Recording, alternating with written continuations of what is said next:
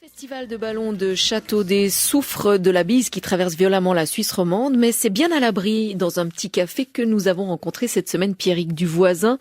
À son actif, plusieurs records de durée en autonomie dans les airs, en montgolfière donc, et en préparation une traversée du Canada écologique et pédagogique. Pierrick Duvoisin nous dévoile son projet. Donc effectivement, là, l'équipe Balloon Concept, qui est constituée d'une quinzaine de membres d'équipage, sera présente à Châteaudet pour présenter l'Eco-Trans-Canada qu'on aimerait faire en 2013. Le but, traverser le Canada et puis diriger ça sur l'écologie entre autres, montrer aussi les performances. Il y a 5 ans qu'on travaille sur le développement d'éco-ballons. De suivre avec une partie pédagogique avec des élèves qui pourront suivre le projet. Il y a une partie scientifique aussi où c'est qu'on aimerait pouvoir faire des mesures de différents types, qualité d'air et autres, disons les choses qui sont un peu dans l'air du temps. Alors on va reprendre un peu les choses dans l'ordre. L'écologie, au fond vous aurez toujours besoin de gaz pour faire avancer votre montgolfière, la faire monter. Dans quelle mesure vous allez économiser de l'énergie ? J'aime bien prendre le parallèle de l'automobile. Si aujourd'hui je peux vous présenter une voiture qui consomme 1 litre d'essence au 100 km au lieu de 3 ou 4 pour les meilleurs modèles actuels, on est dans ce sens avec ce projet-là. Savoir qu'une unité d'énergie consommée avec ce ballon, un ballon traditionnel en consomme 3 voire 4. Donc il y a un énorme avantage déjà de pouvoir économiser l'énergie avant de vouloir passer absolument à des énergies renouvelables et puis de gaspiller finalement. Et comment allez-vous économiser ? Est-ce que c'est sur le poids du ballon ? Est-ce que c'est sur l'enveloppe ?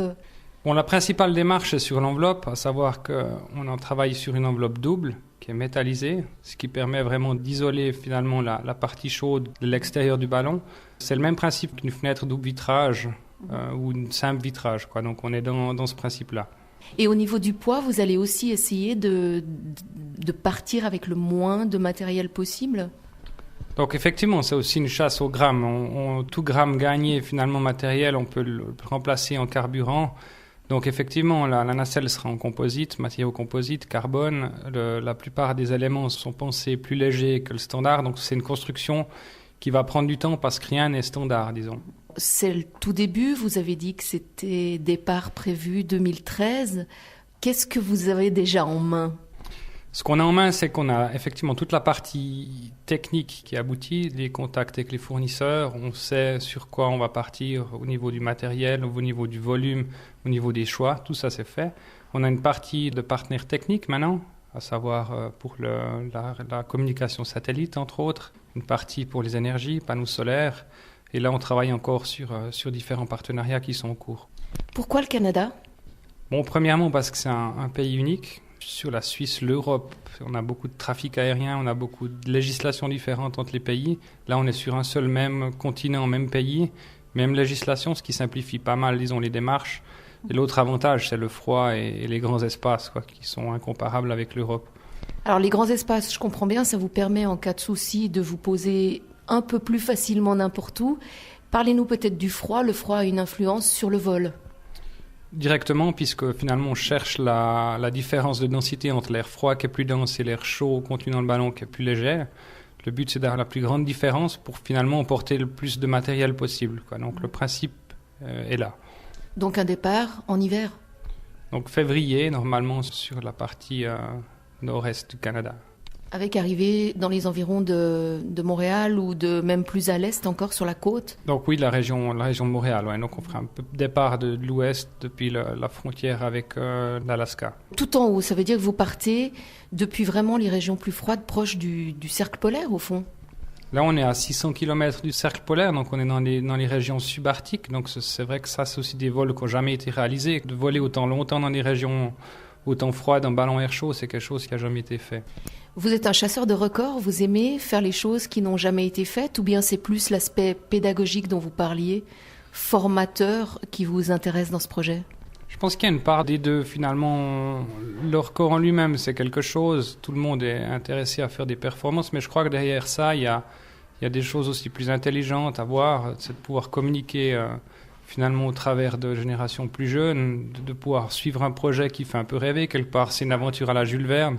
Puis si on peut, au travers de réseaux pédagogiques, faire un projet qui soit finalement réaliste, qu'on peut suivre. Je trouve que c'est un côté assez magique aussi, quoi. On pourra vous suivre sur informatique comme on peut suivre les bateaux du Vendée Globe, par exemple. Donc effectivement, j'aime bien le comparatif avec la voile, parce que finalement c'est très proche. On navigue beaucoup avec le vent, on dérive avec le vent. On a juste une dimension en plus, en fait, l'altitude. Mais le principe est le même, on va pouvoir suivre en direct avec des balises satellites la position, la dérive du ballon. Et puis par là, on pourra aussi communiquer au travers de téléphones satellites pour faire des vacations ou des présentations à des élèves ou des instituts techniques, disons. Là, vous êtes déjà en contact avec des classes ? On a effectivement quelques classes intéressées sur la région localoise pour suivre le projet. Donc on va discuter avec les enseignants, quelle branche ils veulent suivre, qu'est-ce qu'ils veulent faire, comment finalement monter le projet. Mais c'est quelque chose qui est encore assez libre, on va en discuter. Vous partez à combien au fond dans cette nacelle ? Il y aura vous évidemment et qui d'autre ? Il y aura Nicolas Tièche, qui est un ami à moi avec qui on a déjà fait beaucoup de vols un peu spécifiques, un peu engagés, disons, en Europe. Donc on va partir les deux pour pouvoir se relayer. Finalement, on parle d'un vol de 70 à 100 heures, donc de 3 à 4 jours de vol dans des conditions qui peuvent atteindre les moins 40 degrés. Donc on a besoin effectivement d'être deux sur un projet comme ça.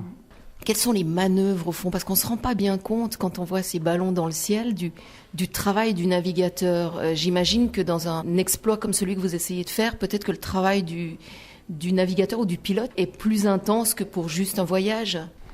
Donc effectivement, de par la nature du vol qui est long, qui est dans des conditions froides, effectivement, ça demande un petit peu de prérequis qui sont un peu différents qu'un vol d'une heure de temps. Donc pour ça, on a exactement comme on voit un PC course avec un météorologue qui suit finalement l'évolution du ballon et qui donne des prévisions à 24, 48 heures à l'avance pour nous dire voilà, il faut voler plus haut, plus bas, pour éviter tel système dépressionnaire, telle situation où c'est qu'il y a peut-être de la neige, des précipitations. Puis c'est une stratégie de vol finalement, quoi, de dire ok, on a un point de départ, on ne sait pas où on va, on sait qu'on dérive dans une direction, on sait ce qu'on veut, mais comment y arriver, quoi. Donc il y a plusieurs façons de le faire.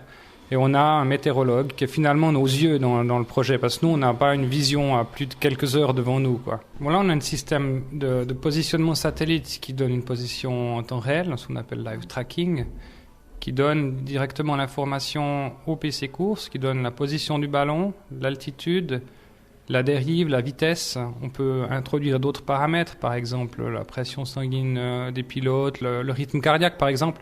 Enfin, on peut transférer une quantité d'informations assez intéressante pour, entre autres, naviguer, enfin faire la navigation du ballon, quoi. Vous avez parlé du tracking, ça c'est de la technologie, on va dire, et c'est là qu'il y a un nouvel apport écologique, c'est le photovoltaïque, pour apporter une dimension supplémentaire à l'énergie, c'est ça ?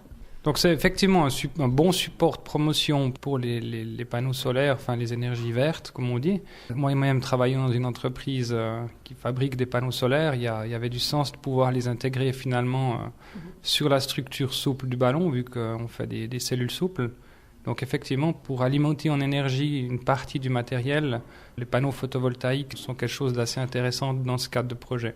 Mais qui viendra en apport, vous aurez quand même de l'énergie sous forme de batterie, j'imagine ? Tout à fait, donc il faut effectivement une quantité de batterie pour assurer l'autonomie en électricité en cas de couverture nuageuse, par exemple, qu'on puisse assurer l'évolution du ballon. Finalement, si on n'a plus d'énergie, nous, on devient aveugle, c'est-à-dire on ne peut plus appeler notre PC course. Le PC course n'a plus de position du ballon, puis là, ça devient compromettant pour la réussite du projet.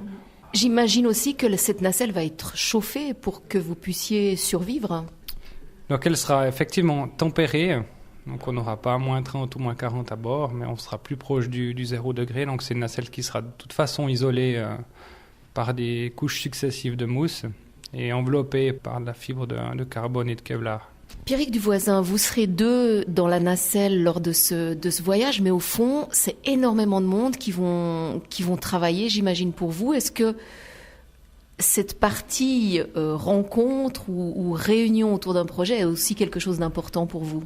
Je dirais que c'est la plus importante finalement. Aujourd'hui, on a démarré des projets à en faire des records et autres, puis maintenant, la dimension humaine est importante, je dirais, dans un projet comme ça. Je dirais qu'elle est même primordiale, quoi. Si l'équipe s'entend bien, on a tous un but commun, on arrive à quelque chose de magique, quoi.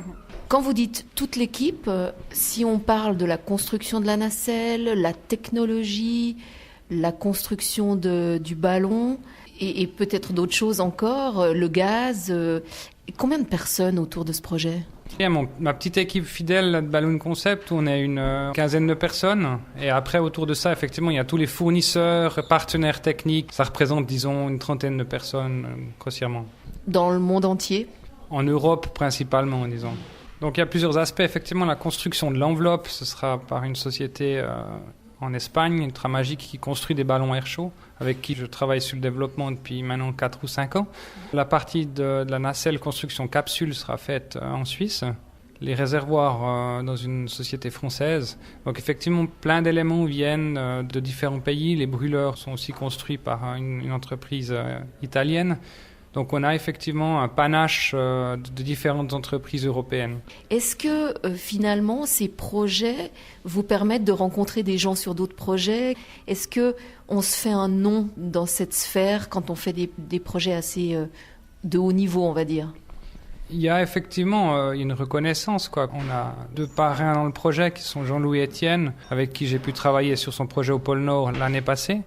Et Yves Rossi, avec qui on a fait aussi un projet avec son aile réaction. Donc effectivement, il y a des synergies entre ces personnes et puis c'est toujours intéressant de pouvoir partager entre passionnés des expériences diverses. Donc effectivement, c'est très riche en expériences humaines et je trouve que c'est un des moteurs principaux de ce genre de projet. Est-ce que l'aérostation est un sport à part entière et est-ce que vous allez devoir vous préparer physiquement pour aborder votre voyage au Canada, où vous avez parlé de température, peut-être d'heures de sommeil en moins? C'est pas comme faire un effort physique intense, disons, parce qu'on est dans un ballon. L'aspect sportif, finalement, c'est l'endurance, j'ai envie de dire, quoi. Ça se passe plus au niveau du mental, quoi, de dire, voilà, on va vivre pendant 4 jours dans une nacelle de 1 mètre carré, 1,5 mètre carré à 2. Finalement, c'est plus sur l'endurance. C'est pas finalement un effort physique en soi. Donc, c'est un sport parce qu'il y a des gens qui font de la compétition de précision, des choses comme ça. Mais c'est sport, j'ai un peu de la peine à adhérer sur ce terme parce que le ballon, c'est pas réellement du sport pour moi, quoi. Donc, on a bien compris le projet. On sait que vous avez battu quelques records de durée déjà dans votre vie. Qu'est-ce qui vous a fait vous approcher de cette discipline qui est la montgolfière? Comment vous êtes tombé dedans? Bon, c'est assez simple. Finalement, j'ai construit des ballons modèles réduits en papier de soie avec mon père à l'époque. Donc ça remonte à une vingtaine d'années maintenant. Et puis, on s'est pris au jeu de fil en aiguille de construire des modèles réduits. J'en ai fait ma licence. Puis pour finir, c'est vrai que je suis un grand passionné de technique, de ballons. Puis finalement, de faire du développement dans ce domaine qui a peu évolué, finalement, c'est quelque chose d'intéressant. Je trouve qu'il y a une certaine symbolique. La montgolfière, c'est ce qui a permis finalement à l'homme de découvrir le ciel, de voler. C'est la première machine qui a permis à l'homme de voler. Et aujourd'hui, on peut, au travers de ça, faire aussi un peu rêver les gens, de dire, voilà, oui, il y a la technologie, il y a des choses, mais il y a aussi une dimension finalement traditionnelle. Il y a quelque chose qui est porteur derrière ça, c'est visuel. Quand on fait des vols, les enfants, les gens lèvent la tête, rêvent un petit coup, puis je crois qu'il y a ce côté qu'on oublie aussi un peu dans la vie, qu'il faut mettre en avant, quoi. Alors justement, ce week-end, vous êtes à Châteaudet pour présenter votre projet. Vous arrivez à associer cet aspect du plaisir du vol un peu ancestral, vous avez parlé des premiers vols, à cette volonté technologique qui vous permet de faire des records, mais aussi de peut-être montrer que la technologie s'associe au passé. Enfin, comment vous associez les deux? Je pense qu'on fait souvent une ségrégation entre haute technologie et tradition, finalement. Puis l'un dans l'autre, quand on parle avec des gens plus âgés que nous, on se rend compte que c'est riche d'expérience, puis qu'il faut non plus pas occulter cette partie-là, puis de pouvoir associer les deux, ancienne et nouvelle génération. Finalement, il y a du positif, quoi. Le but, c'est un but commun, c'est un projet, mais c'est un but commun. Et puis quand tout le monde va dans le même sens, effectivement, on arrive à des choses. Avoir une technologie révolutionnaire, puis que personne adhère, finalement, on n'arrive pas à ce qu'on a envie de faire. Vous aimeriez vivre de la montgolfière et de vos projets, ou vous trouvez intéressant d'avoir cela comme passion? Aujourd'hui, j'ai envie de basculer sur ça parce que c'est vraiment quelque chose de très enrichissant par rapport à un monde professionnel aujourd'hui qui qui est de plus en plus austère puis basé sur du profit. Donc là, je trouve qu'il y a une rencontre avec les gens, un échange qui est super riche. Puis je trouve que si je pouvais un jour faire vraiment que ça, ce serait vraiment quelque chose de magique. Ouais. La magie vue par Pierrick Duvoisin, qui est à l'origine d'un projet de traversée du Canada en montgolfière, mais en montgolfière écologique.